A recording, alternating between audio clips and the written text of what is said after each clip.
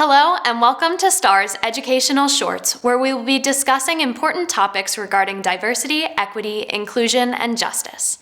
At STAR, we believe that only through open-minded dialogue and education can we initiate a real change. My name is Carly. My name is Maddie, and I will be talking about allyship. Allyship is a lifelong process of building supportive relationships with underrepresented, marginalized, or discriminated communities with the aim of advancing inclusion. An ally is someone who has privilege but chooses to stand for and with marginalized communities by taking tangible, ongoing actions to dismantle systems of oppression. Here's a list of 10 things you, as an ally, can do. 1. Listen. Listen to what marginalized people are saying, face-to-face, on your social media feed, out in the articles you read. It's not about you, your feelings, or opinions. It's about hearing theirs. Number 2, get educated. Seek out books, articles, films, podcasts, especially by people of color, about the history and current issues facing marginalized communities, and attend formal anti-oppression training. 3. Get involved. Join local groups working for social justice. Subscribe to their email lists, follow them on social media, and show up to support their work. Number 4, show up. When someone from a marginalized community invites you to an event, go. Be there to listen, learn, and show your support. 5, speak up. When a friend, family member, coworker, or stranger says something hateful or ignorant, call them out on it. Silence allows oppression to continue. Number 6, intervene. When someone is being targeted, physically or verbally, intervene only with their permission. Focus on supporting them rather than engaging the aggressor. 7, welcome discomfort.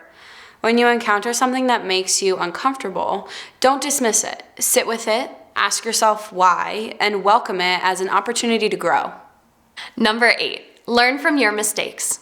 You will make mistakes. When someone calls you out, don't get defensive. Listen, apologize, and change your behavior going forward.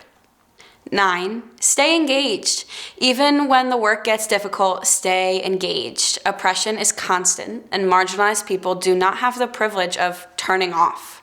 Number 10, donate. Commit to financially supporting a local organization doing social justice work in your community, not just once, but on an ongoing basis. Seeking to be an ally is an ongoing journey, and this list simply represents a starting point.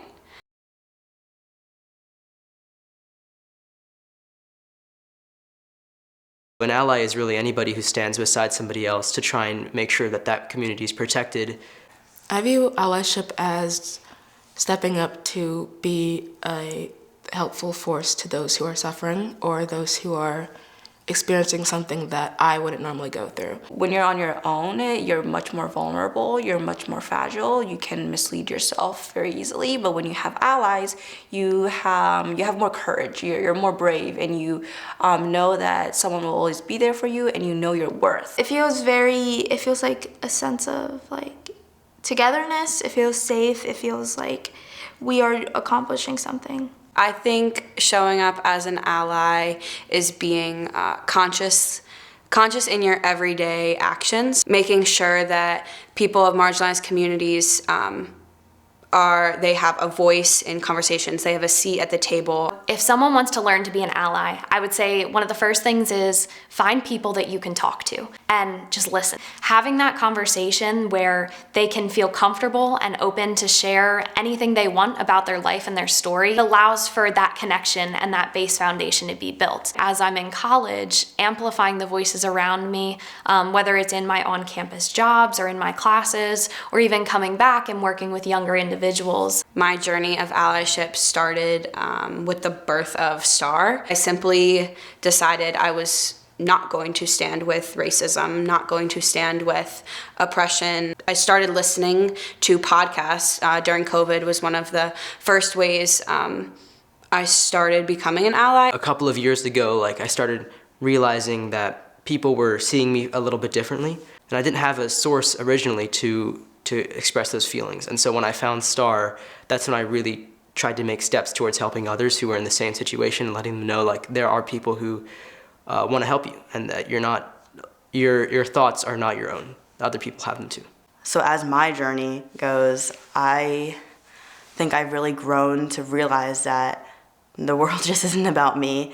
It's about other people. Since I am half Asian, I can feel for those people who are struggling. I can't understand it, but I can at least listen and try to help. For myself, I realize that in my future, I don't want to ever stop helping people. When we can be allies together and we can really stand together and support one another, I think it makes a true difference. When we stand together against racism, we stay together. Thanks for listening.